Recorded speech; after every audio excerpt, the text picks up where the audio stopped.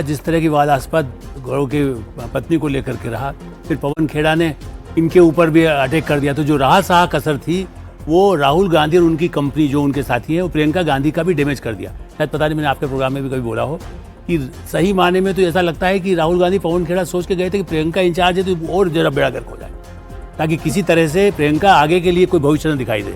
पहले भी उनको केरल भेज दिया यूपी के बजाय, जो 99 से यूपी में काम करती थी।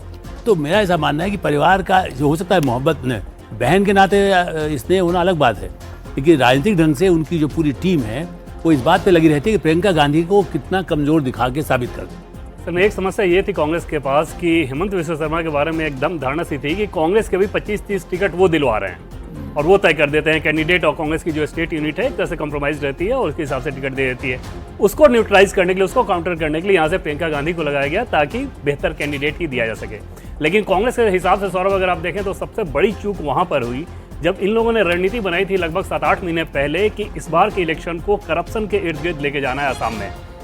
उस चीज़ को हेमंत बिस्वा शर्मा ने भांपा और उसके पहले ही उसको काउंटर करने के लिए गौरव गोगोई की पत्नी को लेकर इतना बड़ा आरोप लगा दिया, और उन सारी चीज़ों में कांग्रेस पार्टी बहुत बेहतर तरीके से नजर नहीं आ पाई। जबकि समझ में ये आ रहा था कि दिल्ली में जो बीजेपी है, मतलब बीजेपी का टॉप लीडरशिप, उनकी रणनीति शायद वो नहीं रही होगी इस लिहाज से कि हेमंत बिस्वा शर्मा ने गुवाहाटी में जितना बड़ा कुछ किया इस मामले को लेके, दिल्ली में बीजेपी ने वैसे रिस्पॉन्ड नहीं किया था।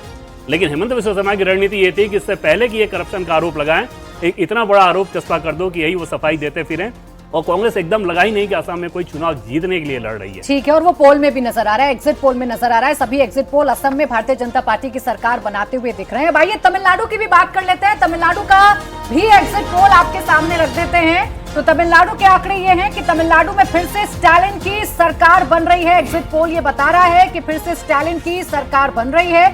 नंबर्स आपके सामने आ जाएंगे। डीएमके प्लस 122 से 132 सीटें, एनडीए को 87 से 100 सीटें, जबकि टीवीके की चर्चा बड़ी हो रही थी, एक्टर विजय की चर्चा बड़ी हो रही थी, तो ये 10 से 12 सीटें जीत सकते हैं। अदर्स के खाते में 0 से 6 सीटें जा सकती हैं। तो एक बार फिर से स्टालिन की सरकार बन रही है तमिलनाडु में, ये अब तय है। एग्जिट पोल ये बता रहे हैं कि तमिलनाडु में स्टालिन के सामने ज्यादा चुनौती एनडीए गठबंधन नहीं बन पाया। मनोज, बड़ा इंटरेस्टिंग नतीजा है ये एग्जिट पोल का। मतलब पहली ये सरकार रिपीट हो सकती है डीएमके अलायंस की, और एनडीए ने इस बार टक्कर ठीक ठाक दी है। 100 सीटों तक पहुंच भी सकता है एनडीए, बीजेपी, एआईए, डीएमके और अन्य पार्टियां।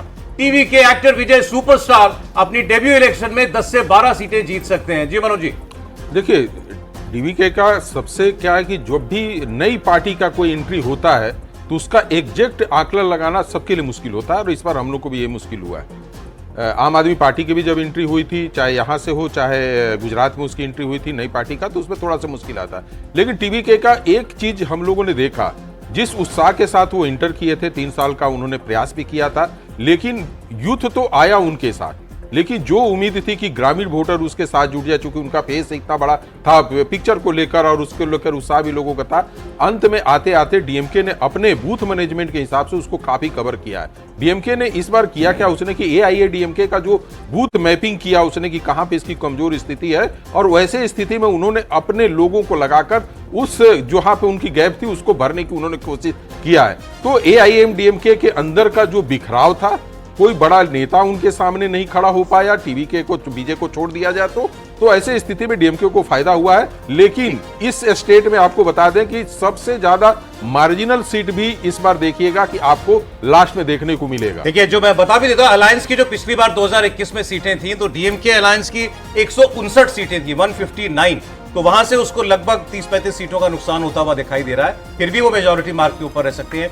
एनडीए को पिछली बार 75 सीटें मिली थी, वो गेन कर रहा है, लेकिन उतनी चोट नहीं पहुंचा पा रहा डीएमके को कि वो उसको मैजिक नंबर के नीचे ले आए।